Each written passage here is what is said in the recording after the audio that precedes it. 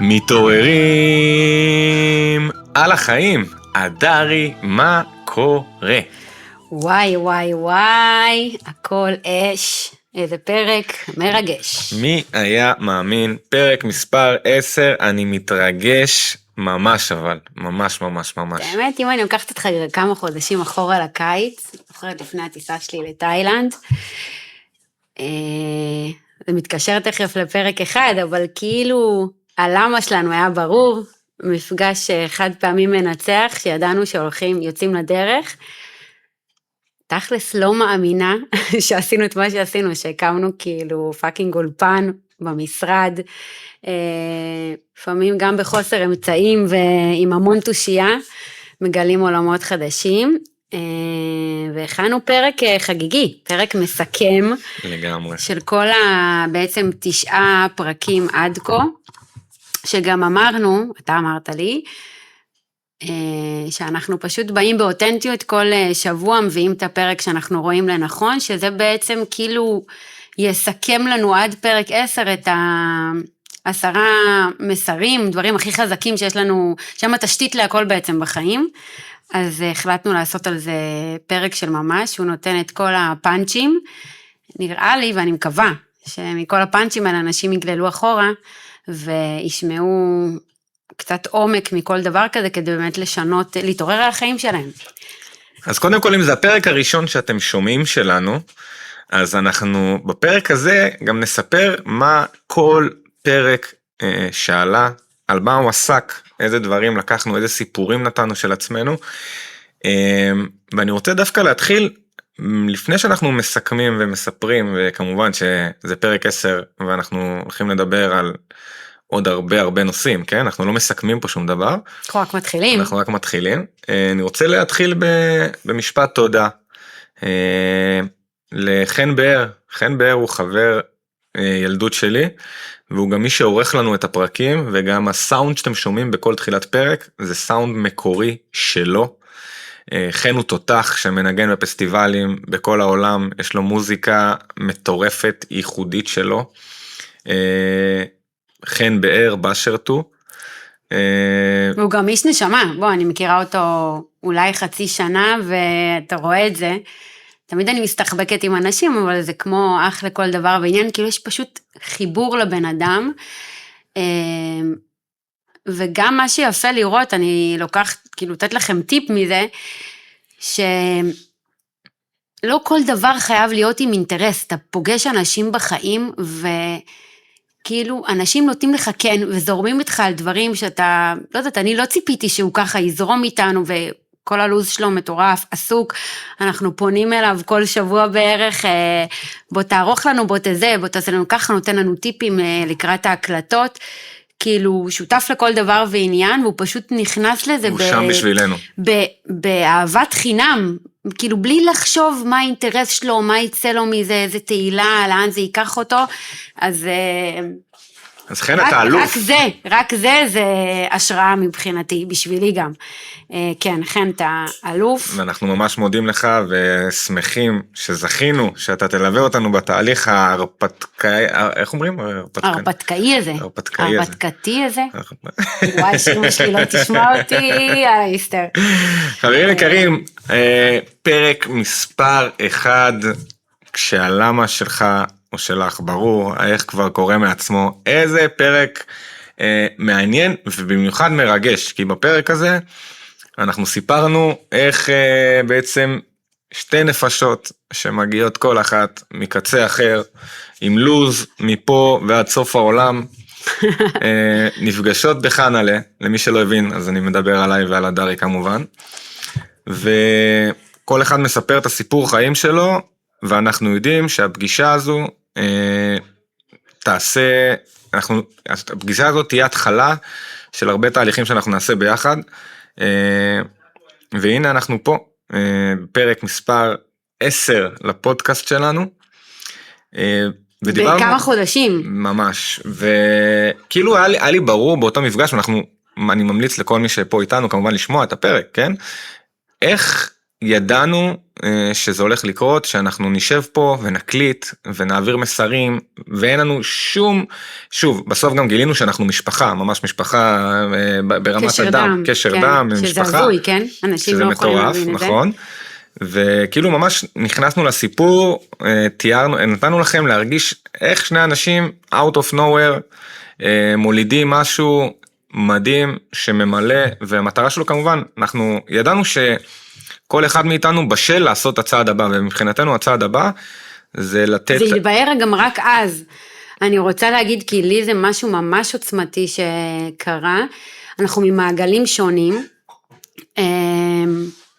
עזוב את הקשר המשפחתי, אבל בעצם לא היה איזה מומנט לא עסקי ולא איזה אישי עמוק, פשוט מזה שאיכשהו היינו שלום שלום, עוקבים אחד אחרי השני כאילו ברשת, ואני הרגשתי בדיעבד אחר כך, אתה אמרת לי שיש איזה ניצוץ כזה, היה לי משהו שידעתי שאני רוצה לעשות בחיים שלי כאילו שלב הבא, בלהתפתח, לעשות משהו חדש, גדול יותר, היה הרבה פחד ולא ידעתי באמת לזקק מה אני רוצה, אבל כל הזמן שהייתי קוראת אותך, אמרתי לך את זה, וגם זה מדובר עמוק כדי לתת לכם פרספקטיבה לחיים שלכם, כאילו לפעמים שזה, אתה רואה או שומע בן אדם, ובא לך, אתה יודע שבא לך לעשות משהו איתו, ואתה לא מעז להגיד לו במדרכה או בזה, וואי בוא נעשה משהו ביחד, כאילו אתה גם לא יודע מה המילים, והלכתי עם זה כמה חודשים, ואני זוכרת שכאילו אמרתי לך, בוא לקפה, אנחנו צריכים לדבר, משהו צריך לקרות, ולא אמרתי מעבר, וגם לא ידעתי איך, אתה יודע, בשעות תחתונות לא ידעתי איך תגיב, לא ידעתי,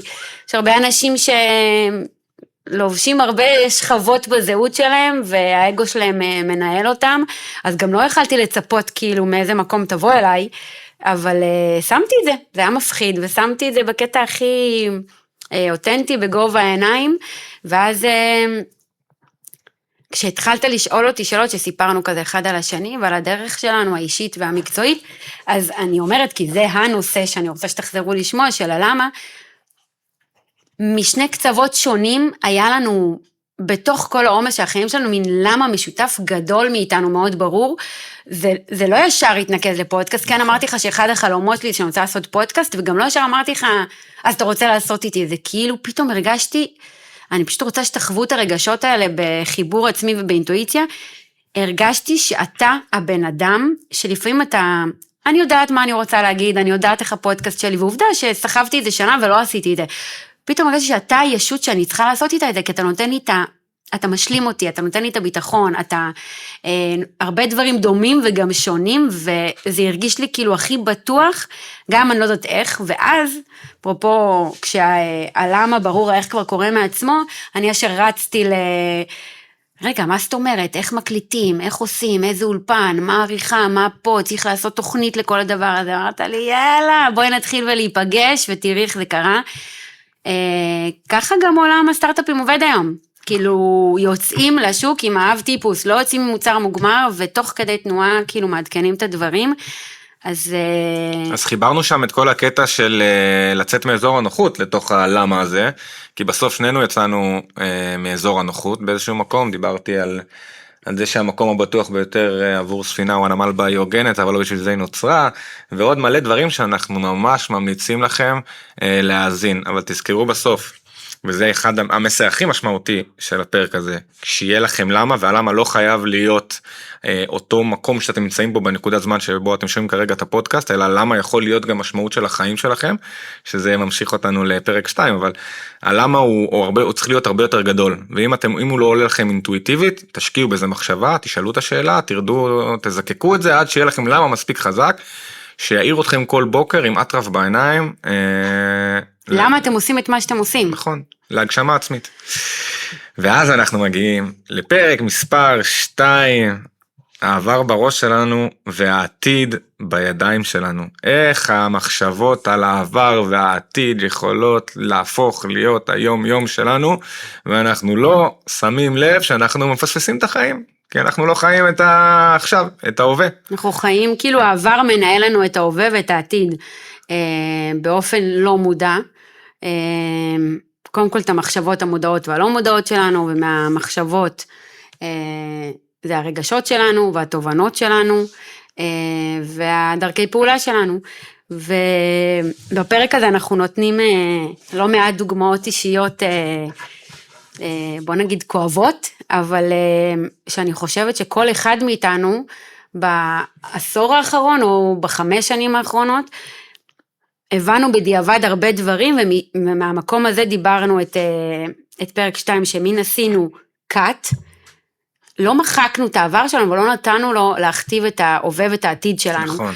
וזה היה, כל אחד מאיתנו דיבר על רגע מאוד מאוד ברור שהוא זוכר, שהוא כאילו הפך תחתית, הוא אמר בונה, אני לא פה, איך אמרת? כאילו כמו איזה קפטן, שמישהו שנווט את הספינה שלי, לאן היא הולכת, בגלל שכאילו, שהעבר שלי היה XYZ, ואני חושבת שפשוט אנשים בעידן שלהם לא עוצרים מכל הטירוף, רגע לדבר ונשמע לאנשים נורא פילוסופי, או נורא נשי וחפרני כזה, מה לדבר עכשיו על משמעות, רגשות והחלטות, לא, מדברים כאילו בתכלס, על דברים שהם משנה חיים, אני אומרת את זה כן מהמקום גם העסקי והיזמי, שורה תחתונה, כל האנשי עסקים והיזמים והמובילי דעה הכי גדולים, מדברים מהמקום הזה, והיו עוד לא רוצה לדבר על משברים, זה אחד הפרקים קדימה, אבל היו עד שהם לא עצרו להתעמק ברגשות שלהם, שמובילות לקבלות החלטות שלהם, הם לא הגיעו לתוצאות שהם הגיעו.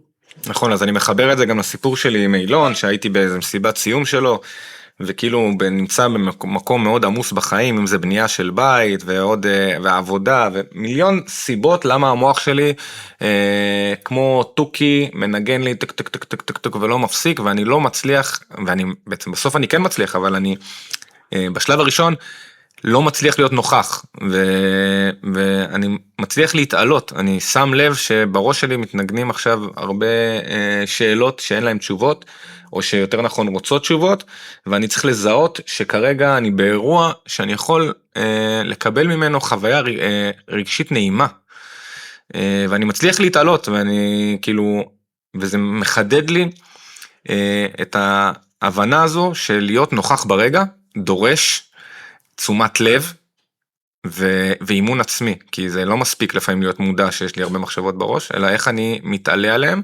מנתק אותם לפרק זמן מסוים, כי הם יחזרו, דיברנו על הסירקלים, ולאיך מחשבה נתקעת בראש, כן, איך אני מתעלה. דרך אגב, זה ממש מעולם המדיטציה, שהיום אני, לשמחתי, שומעת יותר ויותר אנשים שבחיים לא היית חושב, מדיטציה נתפס כמשהו רוחני, היום מדיטציה זה לא רק להיות באיזה מנזר בהודו ולשתוק,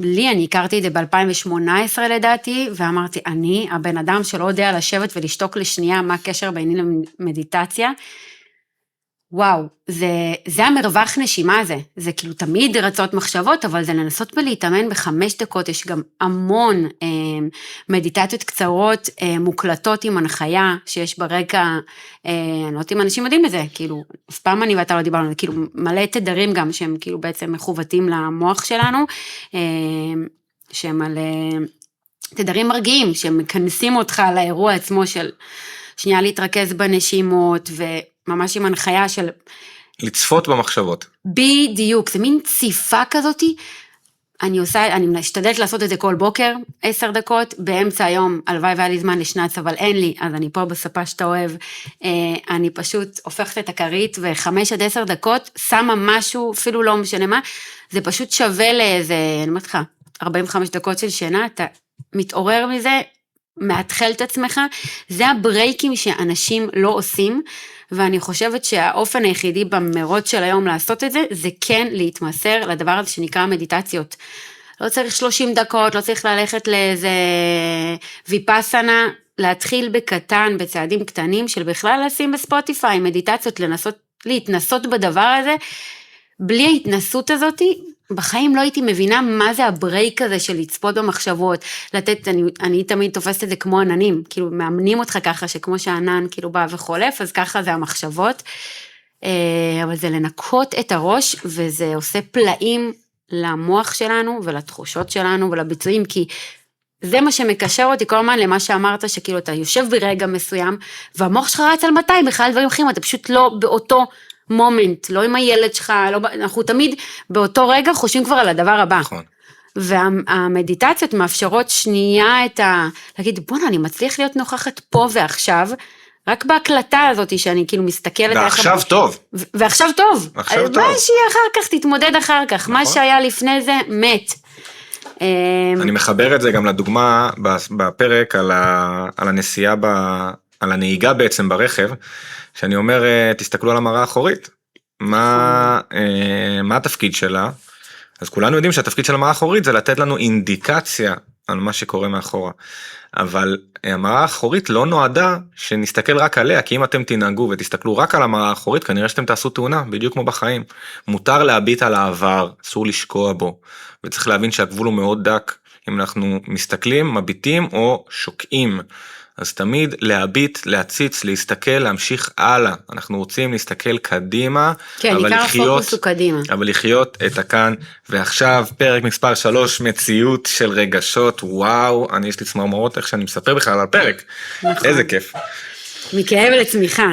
וואי, איזה דוגמאות עלו שמה, אני חושבת אני זוכרת את נמלולים ואת כל החשמל בידיים בפרק הזה שאנחנו מדברים, זה נראה לך כאילו, אנחנו מדברים על דברים שורה תחתונה שעברנו, ואיפה שאנחנו היום, זה לא שאנחנו עכשיו בפיסת גן עדן, אבל הפרספקטיבה שלנו היא שאנחנו בפיסת גן עדן, ומשם לא משנה כבר מה היה, הוא לא מכתיב לנו את העתיד, וגם תכלס, אני חושבת שהיום, לא משנה מה יהיה לכל אחד מאיתנו, אנחנו בפרספקטיבה שונה לגמרי, ואנחנו לא ניתן לזה באותה מידה לנהל אותנו, או לשבור אותנו, או להפיל אותנו. בפרק הזה, בוא נתת את אחד הסיפורים של או שזה היה בפרק הבא, על הפחד. לא, התקף חרדה בחדר לידה. על חרדות, אימא'לה. קודם כל, בכלל על רגשות אצל גברים, כאילו, אני עד היום לא מסכים, יש לי מחלוקת עם הדרי, דנו בה בפרק, שהיא טוענת שנשים יותר רגישות, אני חושב שגברים פשוט לא מראים את זה, אבל זה בסדר, אנחנו לא חייבים להסכים בהכל. אבל כן, גם אנחנו הגברים, וזה מה שאני בא ודופק על השולחן ואומר, חבר'ה, גבר, אישה, גם אנחנו, יש לנו רגשות, כן, מה לעשות, גברים. הרבה פעמים שמים מסכות, אבל וואלה כן, ואני מדבר בתור בן אדם שהיה חסר מודעות רגשית, עד לפני 2-3, כאילו, אני ורגשות, אני לא ידעתי לאפיין תחושות בגוף כרגשות, הייתי מקשר אותם לרמתי את הילד, נתפס לי הגוף, לא כי אני מחפש לתרץ, כי זה באמת מה שחשבתי שכאילו קורה לי בגוף, כן. ולא ידעתי לקשר את אותם תחושות לדברים שהם יושבים עמוק על הצד הרגשי, הפסיכולוגי, לא קישרתי אותם. וברגע שנפתחת לכם מודעות, אם אתם מפתחים, זה לא נפתח, כאילו זה לא איזה משהו שנפתח פתאום, אלא אתם מפתחים את המודעות הזאת, אתם מתחילים להיות ערים לכל תחושה בגוף, ולראות מה גורר, מה מביא אותנו לאותה תחושה, תקשיבו, זה יכניס את החיים שלכם לשליטה, כאילו. גם זה אפרופו מכאב נראה לי לצמיחה, זה הנקודה, ההבנה הזאת, שהיא מבחינתי הדלת בין מקום של חושך שאתה נמצא בו, לכניסה לאור, כאילו לראות את האור, כי כאילו, אנחנו נדבר גם על תקופה של משברים, אבל מכאב לצמיחה, לפעמים מהמקומות הכי נמוכים, והכי גואשים של חרדות, פחדים, כישלונות קשים, אם אין את השלב הנמוך הזה, שאתה רואה, אתה בוחר לראות את הנקודת אור הזאת, שכאילו שאתה יכול אחרת, אז זה לא, אתה נמצא תקוע בעבר שלך, ואתה לא יכול להגיע לצמיחה בזה, אבל בן אדם, ואני רוצה להגיד אחרי כל מה שקרה לאנשים בנובה, ובכלל במלחמה האחרונה,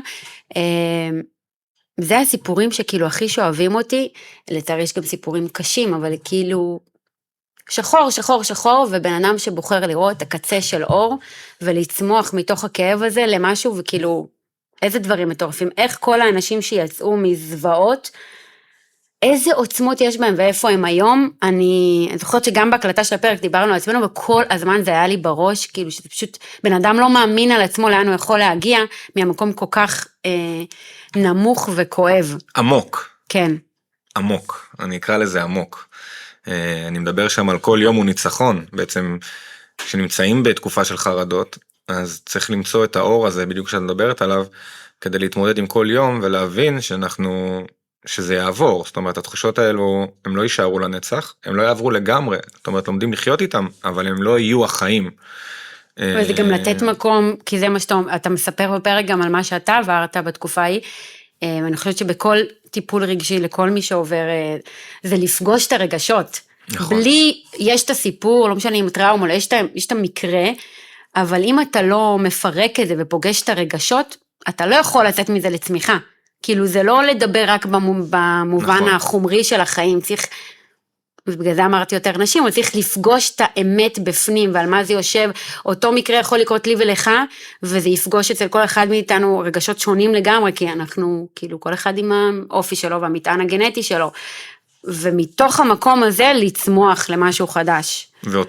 ואני אקח את זה, ועשה לזה חיבור לפרק 4, אני חושב, עצם היכולת שלנו, להכיר ברגשות שלנו, אני לא אגיד לנהל, כי זה קשה להגיד את המילה, מילה גבוהה מדי, כי אנחנו לנהל רגשות, אבל להכיר ולדעת, לפעול איתם בעצם, לראות מה עוזר ומה פחות בסיטואציות מסוימות, ברגע שיש את ההכרה הזאת, אנחנו יכולים באמת להפוך לגרסה הכי טובה של עצמנו, פרק 4, על התחדשות ובחירה, ואיך אפשר להוציא מהקיים, בסדר? בלי עכשיו לעשות מהפכה, להתפטר, להתגרש, לעשות כל מיני דברים קיצוניים, לא, לא, לא, לא.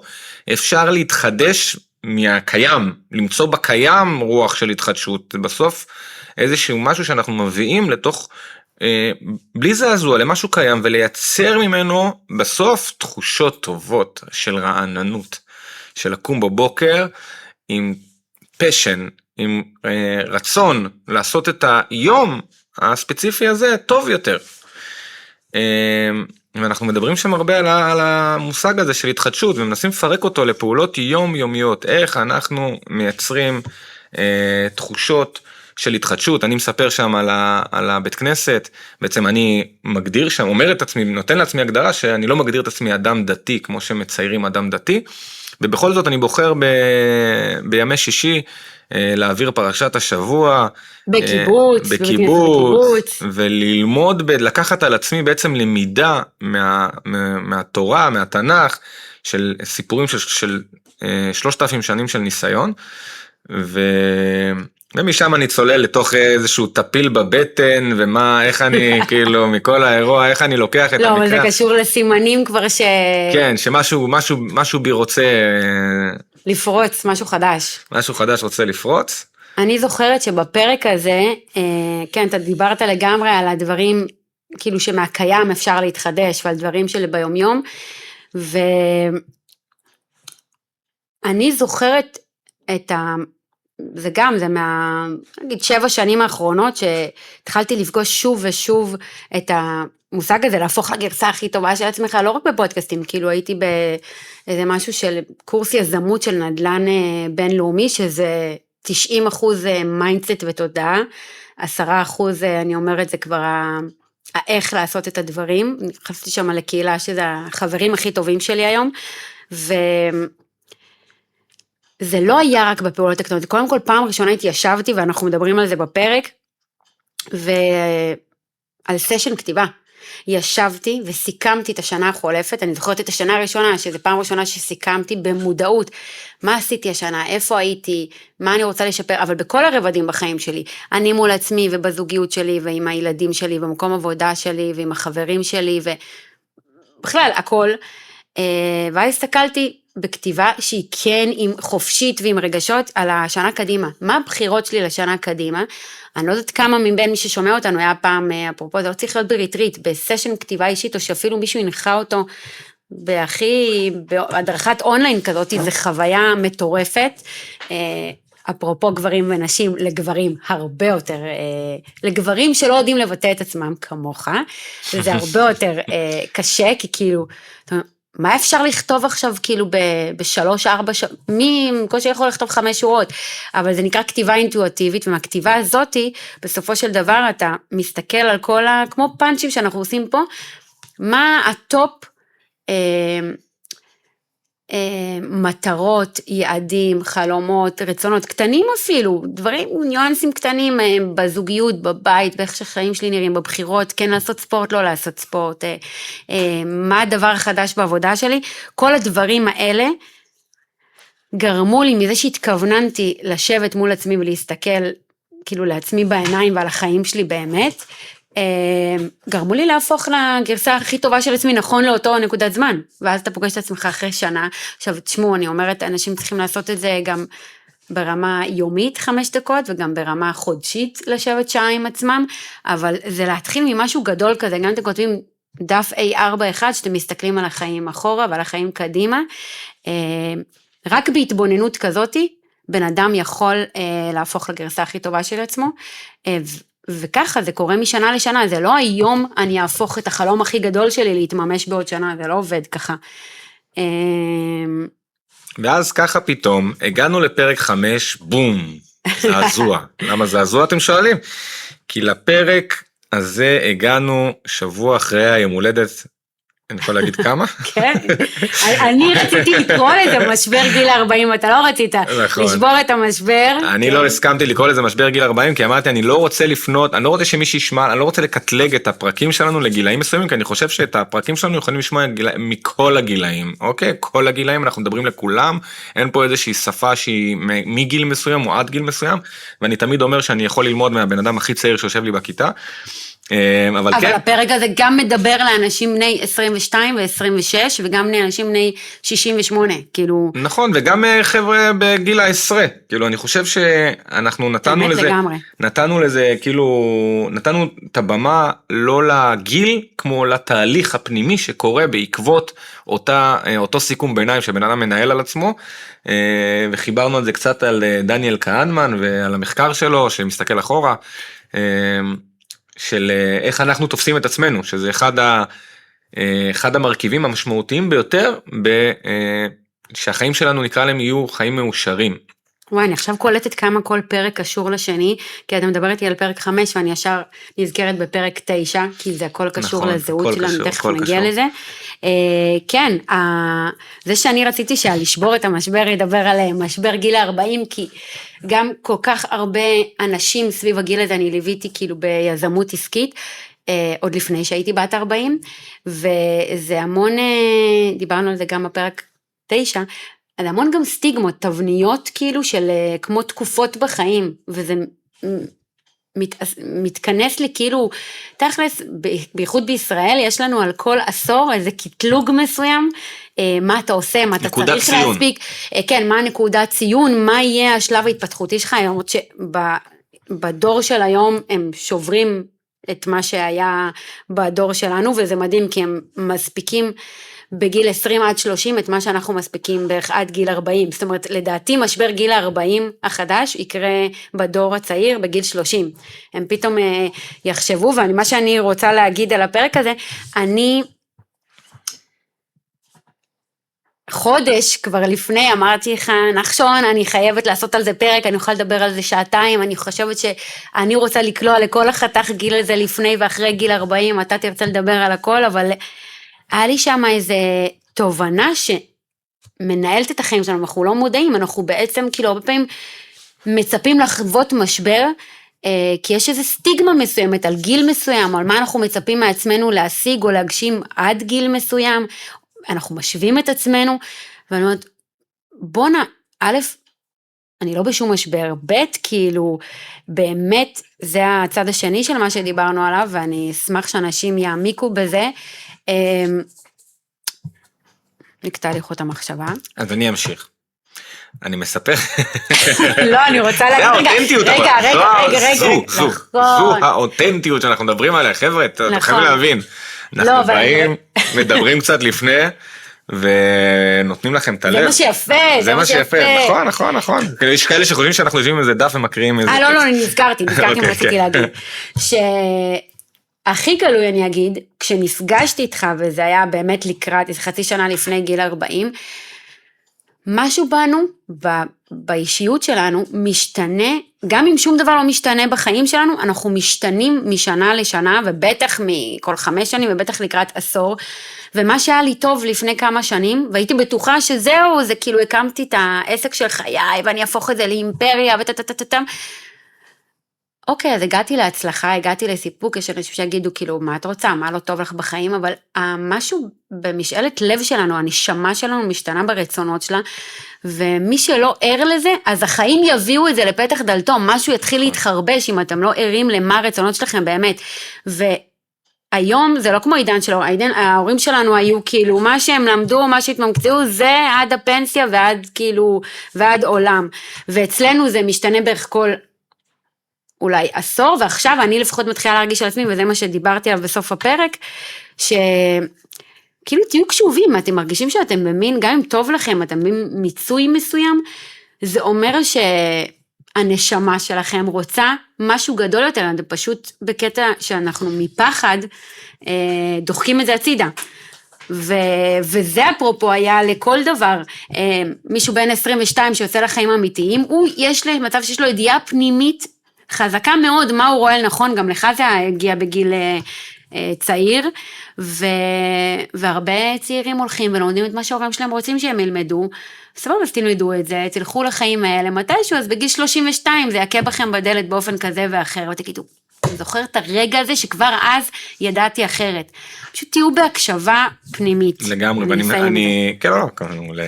אני אגיד גם שאני מספר שם את הסיפור על איך הפסדתי $1,000,000 בגיל 24 כבעלים של הדוריס, ואיך התמודדתי עם זה. אז אני לא ארמוז לכם, אני פשוט אשלח אתכם לפרק, לשבור את המשבר, פרק מספר 5. מעניין רגע.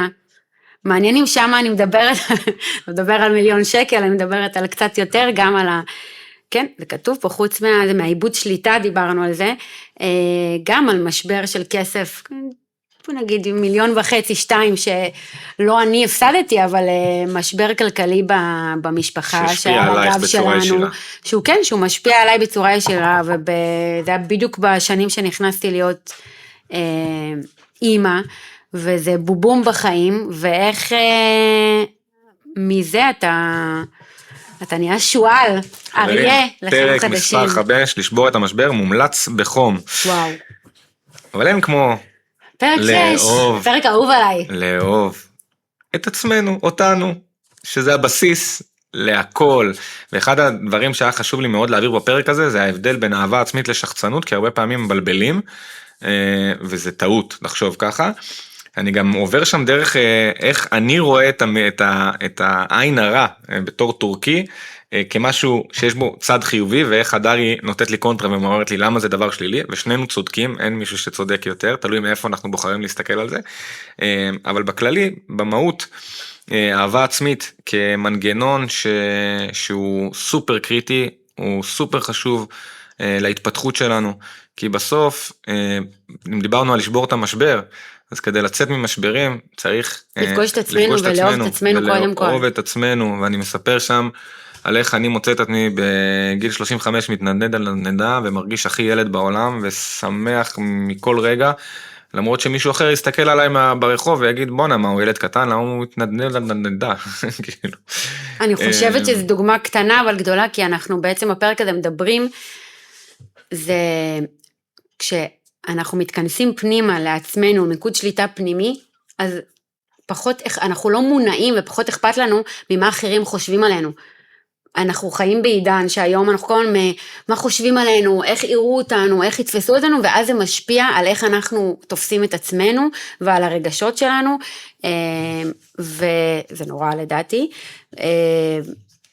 גם אני הייתי, כאילו, מה זה חטאתי? גם אני מאוד היה תמיד אכפת לי למצוא חן בעיני כולם, והיום אני יודעת שזה עדיין מניע אותי, אבל זה לא מה שזה, כאילו, זה לא מה שמנהל לי את החיים, וכל הזמן אני אומרת, אני ביני לבין עצמי, בחשבון נפש, קודם כל צריכה להיות מבסוטה, ממי שאני, ממה שאני עושה, מאיך שאני מתנהגת, אנשים יראו את זה לטובה או לרעה, זה כבר עניין שלהם, אני אעשה את המקסימום שלי.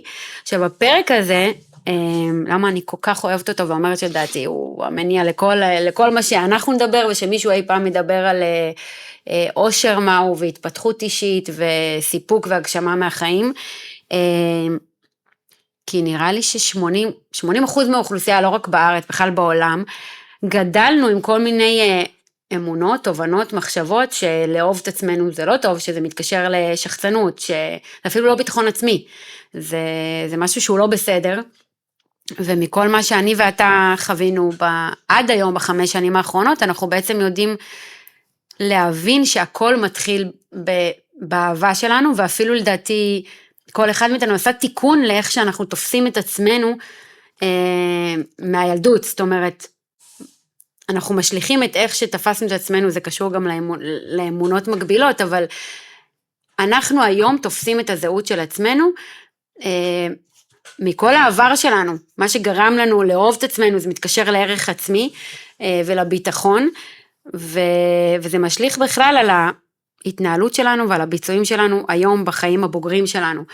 ואני היום שמה לב כמה החיים שלי השתנו, מזה מאהבה עצמית שזה לטפח את עצמך, את מה שעושה לנו טוב, מזמן מלהיות עם עצמנו, מלפגוש את עצמנו, מלאהוב את איך שאנחנו נראים, כי דיברנו הרבה על הדימוי. כן, אמרתי שזה גם 5%, כי יש כאלה שעכשיו מסתכלים במראה ולא כזה סגורים על המראה שלהם, אז אני גם נתתי את הדגש, להבין שהמראה, או איך אנחנו רואים, מה אנחנו רואים מבחוץ, הוויזואליות היא 5%, וגם אותה, הרבה פעמים אפשר לעשות משהו בנידון, אבל 95% זה מה שיש בפנים, 5% זה מה שיש בחוץ, אז...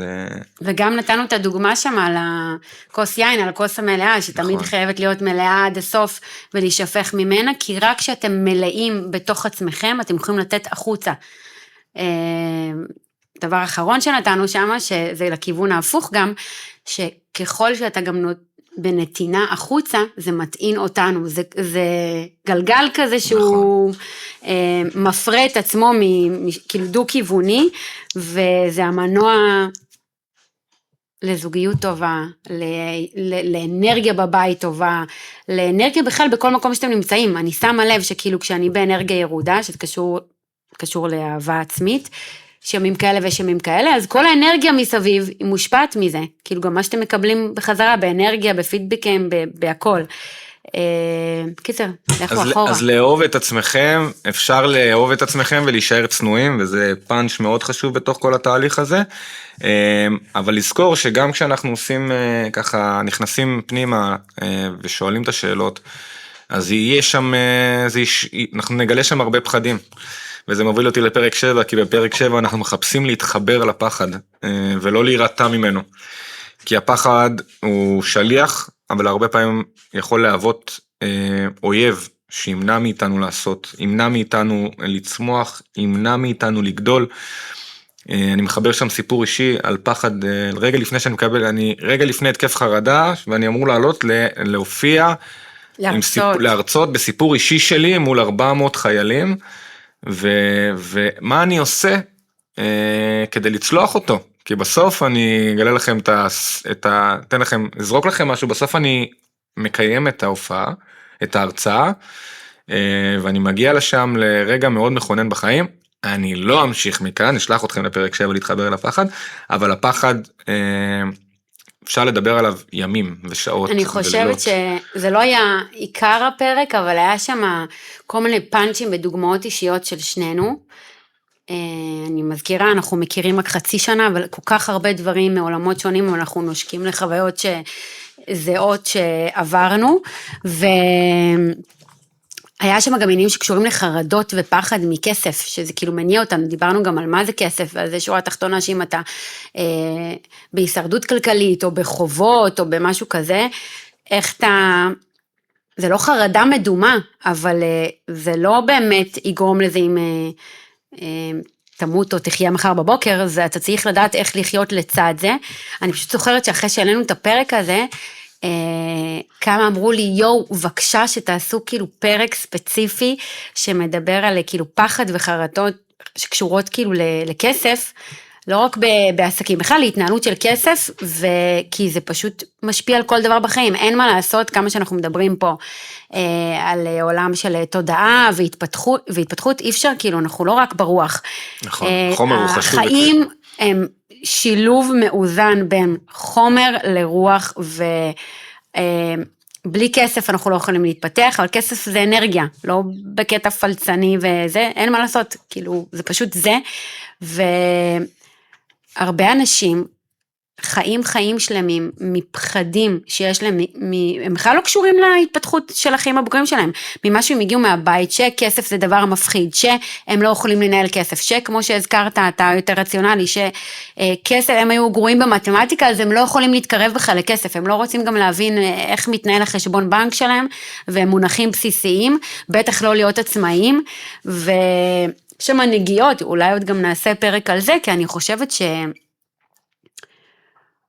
לכל בן אדם, כאילו ל-90% מאוכלוסייה יש חסמים שקשורים לכסף, שהם פשוט חסמים שמונים מעצמם להתפתח באמת למקומות שהם היו יכולים להתפתח, אם רק היו מאמינים בעצמם וביכולת שהם, לא צריך לדעת הכל, אבל זה נותן ביטחון לדעת, להיות קצת במודעות על הפן הכלכלי בחיים, כי אנחנו חיים בחומר, אין מה לעשות. אז זה אני מאוד זוכרת, כאילו נתנו שם דוגמאות אישיות על דברים שלנו, אני זוכרת של מקומות של חרדות קשות.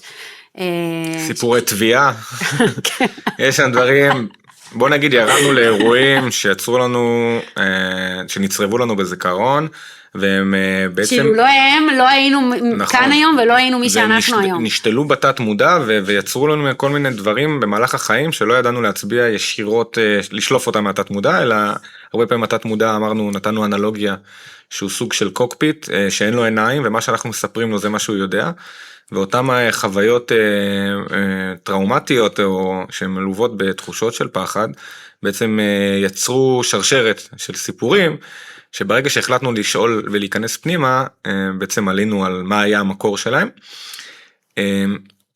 וזה לוקח אותי, דווקא עכשיו אני לא אפתח בשם של הפרק, אלא במשפט שנצרב לי בזיכרון, מפרק 8, שאומר אני בן אדם ריאלי ולא הומני, ולמה אני מספר את זה? כי הסיפור הזה של אני ריאלי, אני לא הומני, שינה לי את החיים, כי הוא יצר אצלי תיאום ציפיות, לא נכון, שגרם לי עד גיל 35 לא לקרוא ספרים. פרק 8 מדבר על אשליית הציפיות. איך בעצם... על הפער בין ציפיות למציאות. בין הציפיות למציאות, ואיך אנחנו באמצעות משפטים יוצרים אצלנו כל מיני סטיגמות שדיברת על ההבדל בין סטיגמה, זוכרת? זוכרת דיברנו על ההבדלים? לא, שסטיגמה זה משהו כללי, ואמונות מגבילות זה משהו אישי. נכון. שאנחנו מהחיים של הצעירים שלנו. בגדול הפער הזה, הפרק הזה מדבר על הפער בין ציפיות למציאות, ושהקו הזה, קוראים לו זה קו האכזבה, זה בעצם תוצאה שזה אכזבה, דיברנו על מה זה אכזבה, ודיברנו הרבה על הקטע של ציפיות בינינו לבין עצמנו, ציפיות בינינו לבין הבני זוג שלנו, על זה ש90% מהאכזבות בחיים שלנו, זה מזה שהתקשורת שלנו לא פתוחה, לא ישירה, אנחנו לא בורים, רוב מה שאנחנו מצפים, אנחנו לא בכלל מבטאים את זה החוצה כמו שצריך, ואז אנחנו לא מבינים למה אנחנו מתאכזבים, ולמה זה כדור שלג של תסכול, אשמה, זה ישר גם, זה מין כזה, אני רואה את זה כמו פירמידה, כאילו ציפייה, אכזבה, ואז זה ממש נהיה כמו הר של בסיס למתיחות וריבים והאשמות במערכות יחסים, בטח בזוגיות. אני יודעת להצביע אני בן אדם מאוד של תקשורת פתוחה, אורי די דומה לך, עד שהכרתי אותו, לא יודעת, לא היה שם יותר מדי, כאילו, מה, תדבר, כאילו, רק אני הייתי מדברת, הוא למד להביע את עצמו החוצה, אנחנו חצי מהחיים ביחד, כבר איזה 20 שנה, ואני רואה איך בן אדם השתנה, אבל גם שהתקשורת שלנו הייתה פתוחה, אני יותר דומיננטית וורבלית וכזה, ושמתי לב, שהייתי אומרת את הציפיות שלי, אבל זה גם איך אתה אומר את הדברים, וא' לגבר, אין, זה לא אותו מוח של נשים, הייתי אומרת את הדברים לאישה, כנראה שכל קו האכזבה שלי היה נורא מינורי בחיים, אבל האופן שבו אתם מתקשרים את זה, והציפייה שאתם כבר אומרים משהו, אם יש בה אנרגיה וזרע כבר מראש של האשמה ושל שיפוט, אתם תומנים את הבור לעצמכם, לאכזבה, ואיך איך יוצאים מכל מכל, אני אומרת לזה, מעגל האכזבה בחיים לאנרגיה שהיא הרבה יותר בריאה וחיובית ומצמיחה, למציאות טובה יותר, זה על בסיס רגע, לתת פרופורציה לציפיות ולדבר אותם החוצה כמו שצריך. וזה לא בהכרח לא לחלום בגדול, כן? אנחנו, וואי, ממש בהשלט הציפיות אנחנו לא אומרים אל תחלמו. אנחנו אומרים תחלמו, תכוונו גבוה, יחד עם זאת, תזהו מתי האגו בונה לכם ציפיות, שהם לא בהכרח יתקיימו כמו שהוא רוצה שהם יקרו. זה פנטזיות הרבה פעמים. פנטזיות, והפנטזיות הלא מוגשמות, איך הן לא הופכות לתחושות של אכזבה. וגם אם הן הופכות לתחושות של אכזבה, איך אנחנו מייעלים את האכזבה הזאת בעצם לפעולה שתעשה, שהמטרה שלה בסופו של דבר לעשות לנו טוב. וזה מוביל אותנו לפרק מספר 9 על אותם אמונות מקבילות. דיברתי על אני ריאלי ולא הומני, ושכחתי שדיברתי על זה בעיקר בפרק 9, אבל הנה האותנטיות חוזרת. כי בפרק 9 אנחנו מדברים על אמונות מקבילות, ואני מספר שם על אותו סיפור שאני לא קראתי ספרים, כי סיפרתי לעצמי כשהייתי נכשל בבגרות בתנ"ך, בתיכון, שכנראה שטקסט לא בשבילי, כי אני בן אדם ריאלי ולא הומני, ואותו משפט נצרב לי בתת מודע וגרם לי לא לקרוא ספרים.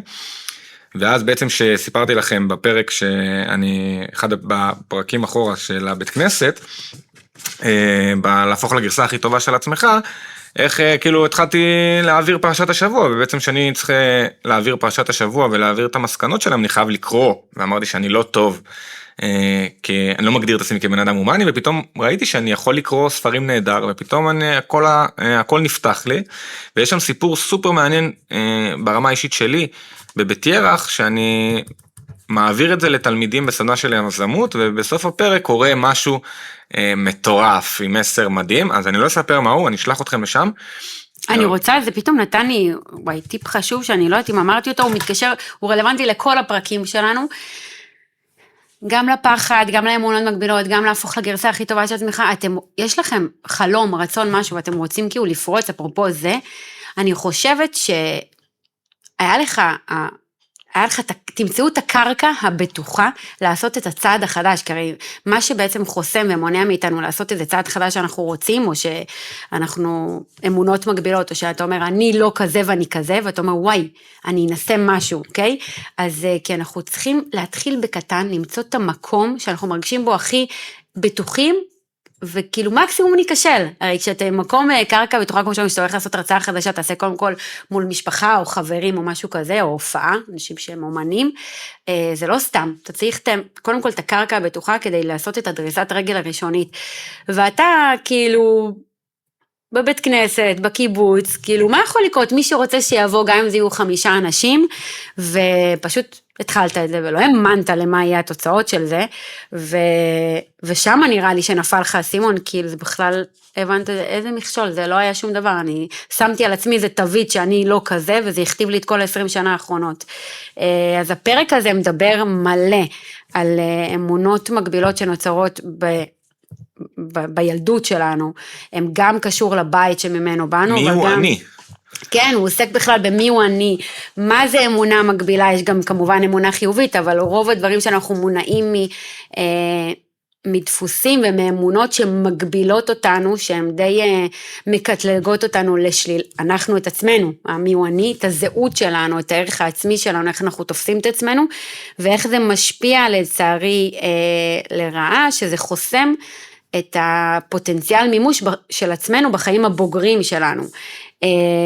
ובפרק הזה אנחנו אומרים, אוקיי, סבבה, המודעות הזאת על מה האמונות המקבילות שלי חשובה, אבל בכל גיל ובכל שלב בחיים אפשר להפוך את זה, גם להסתכל על העבר, ולא עכשיו להגיד זהו, זה העתיד שלי, להסתכל, להבין ולשנות, ונתנו הרבה טיפים ודרכים איך עושים את זה, איך לשנות את האמונות שלנו, לסט של אמונות יותר חיוביות, מצמיחות, והחיים שלכם יכולים להשתנות מזה, בפרקטיקה מאוד מאוד פשוטה. אז בפרק הזה, העשירי שלנו, שאלנו את הצ'אט GPT שאלה. אמרנו לו, תקשיב, נתנו לו את כל הפרקים, את התקצירים של הפרקים שהקלטנו, ואמרנו לו, תמצא לנו מחנה משותף. כן, תן לנו מה המחנה משותף של כל הפרקים שעשינו, והוא נתן לנו מחנה משותף שאני מקריא אותו, כן, כי אותו כתבתי לשם שינוי, והוא רשם שהחיים הם מסע של בחירות, ואם באמת נעבור רגע בין דרך כל הפרקים שדיברנו עליהם עד עכשיו, אפשר לסכם אותם בבחירה שלנו. נכון, אנחנו לא יכולים לבחור אנחנו לא יכולים לבחור לשנות את העבר באירועים הספציפיים שקרו לנו, אבל אנחנו בהחלט יכולים לבחור לתת פרשנות שונה למקרים שקרו. זאת אומרת, הבחירה... שזה, כן, ממש, זה על העבר. זה על העבר, נכון. זאת אומרת, לא משנה כמה צבענו את העבר שלנו כמשהו שאנחנו רואים אותו באור שלילי, אותו שלילי הזה, כל פעם את חזרת והדגשת, שהפך להיות, כל האנשים שהצליחו הגיעו למקומות הכי גבוהים שיש, הם אותם אנשים שעברו דרך אותו מקום שלילי. והם שינו את הסיפור שלהם. הם שינו את הסיפור, והם להפך, הם משוויצים במשבר שהם עברו. כאילו, אותה נקודת, זה נקודת מפנה בחיים שלמים. זאת אומרת... לגמרי, אני חושבת ששתי מילים, אתה תכף כאילו תחזור להקריא את זה, כי זה אחלה פאנץ' פה, אבל אני לוקחת... בכלל, זה המהות מבחינתי, להסתכל קדימה על החיים, אבל גם שהחיים הם מסע של בחירות, זה מדבר את כל הפרקים שלנו, וגם לדעתי ידבר את כל הפרקים קדימה, וגם על 100% אחריות, זה על אחריות אישית ובחירות, כי בסופו של דבר, המשקל שתשימו להבין שהכל תלוי בכם ובבחירות שלכם, תיקחו 100% אחריות, אל תגידו, הוא עשה לי, וזה קרה לי, וזה המנחוס שלי, ובאתי מהבית הזה, וקורא לי ככה בעבודה, לא, לא, לא, תחזרו פנימה, תמיד אליכם, מה אתם לוקחים את האחריות, ומשם תצאו למה הבחירות שלכם, והבחירות שלנו, כאילו, זה כוח מטורף, שגם מבטא את הרגשות שלכם, כי כשאתם מסתכלים על זה באור אחר, אז כנראה שהאור אמור להיות יותר חיובי, ואז גם מה שתקבלו, הפידבק מהיקום, יש כאלה שגידו כאילו מאלוהים, ויש כאלה שכאילו מקרמה, ובכלל מהיקום, אתם תקבלו את אותו פידבק, וזה מתחיל מהבנת הלמה שלכם, וזה עובר לניהול הרגשות שלכם, ולשינוי האמונות המקבילות שלכם, וזה פשוט בכל רובד בחיים מדבר על ההזדמנות שלנו, והזכות שלנו, זו זכות מטורפת, לבחור, להתחדש ולצמוח מהקיים, לגרסה הכי טובה שלנו בכל רגע נתון. הזמן הכי טוב, אני אגיד לכם, הוא עכשיו, מעכשיו. זאת אומרת, לא משנה מה היה עד עכשיו, מעכשיו הכל יכול להיות אחרת, לחיוב ולטובה, כי כשאנחנו בוחרים במודעות ובאהבה עצמית, אנחנו יכולים לחיות חיים מלאים ומספקים יותר. ואני עדיין אומרת שעם כל כמה שאני חיה את העולם הזה כבר יותר מ8 שנים, כל יום יש לי אבל אני במודעות, יש את הנפילה אותי שאני אומרת, יאללה, מה עכשיו אני נצבנת שאני מתעצבנת על ההוא, למה הוא מתנהל ככה, בין אם זה לקוח או ספק, ועל אורי שאני גם איתו בחיים וגם בעסקים, מה זה נותן לי להתבחבש בשכלה הזה, וכאילו, והיכולת בכל רגע נתון גם ביום, לבחור איך כאילו לעשות קאט לרגשות מסוימות, ולהגיד אוקיי, עכשיו להתחיל מחדש, זה ממש מקליל את החיים לחיים יותר אופטימיים, נינוחים, בלי מין, לא יודעת, עקבות של דאון כזה, ככה אני מסתכלת על זה, אז כשאנחנו מדברים שהחיים הם מסע של בחירות, ואנחנו מסכמים את כל הנושאים, זה ברמה יומיומית, זה ברמה שבועית, זה ברמה חודשית, וזה ברמה של להסתכל על החיים קדימה, ולהגיד בכל רגע נתון, יש לכם את הזכות לבחור, והזכות לבחור זה, מבחינתי זה החופש לחיות. זה החופש לחיות לגמרי. חופש לחיות, גם החופש גם לחשוב. אז חברים, אנחנו פה כדי שביחד נבחר טוב. להתעורר על החיים. ולהתעורר על החיים, בקטע טוב וחיובי. אז אנחנו לא מסכמים, אנחנו מסכמים פשוט 10. אנחנו רוצים... אמרנו שגם 10 זה מבחינתך, אתה אמרת. נכון. זה הדר, אני עד פרק 10 לא בונה עולמות ולא מגדלים. נכון.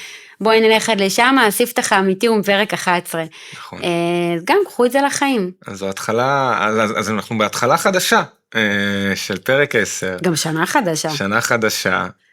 תננם, איזה שנה.